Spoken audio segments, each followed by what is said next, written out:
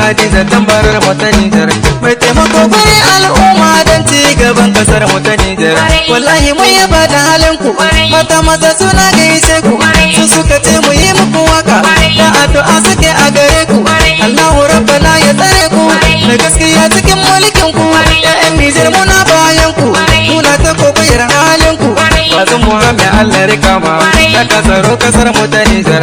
Ba ma da fargaba 'yan Nijar, ga tambarar kana cika aiki, tana ta taimakon al'umma, da mahalinta ne ta saba.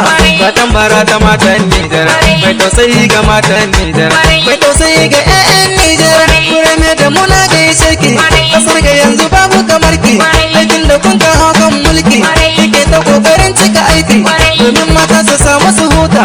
Uwar gidan Muhammadu Basum gwani na isa ku zaki, ko kaji mai mazajen yaki.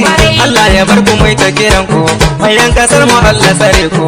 Adiya ni da mai yalba faruku uwar maraya. Kirimir damce Hadiza, Uwar gida ta Bazum, ta ci gaban kasanmu. Bazum gwani na zakiya, Allah ya taimake ku.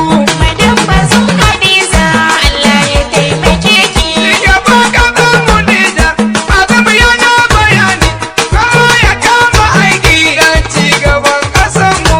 Madam Bazum Hadiza, Allah ya taimake ki. Bayan kasanmu Nijar, malaman kasanmu Nijar, mata maza na Nijar, 'yan kasuwa na Nijar, da matasanmu na Nijar, kullum addu'a muke yi, wanda hankali ya ɗore cikin kasanmu Nijar. Madam Bazum Hadiza, Allah ya taimake ki. Wani gida da Bazum, shugaban kasanmu ya Allah ya taimake ku. Madam Bazum Hadiza, Allah ya taimake ki. Wani gida da Bazum ya Allah ya taimake ku.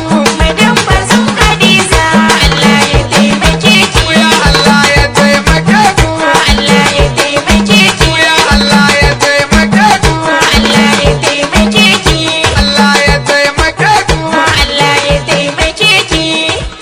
Studio Rahama. Tawa.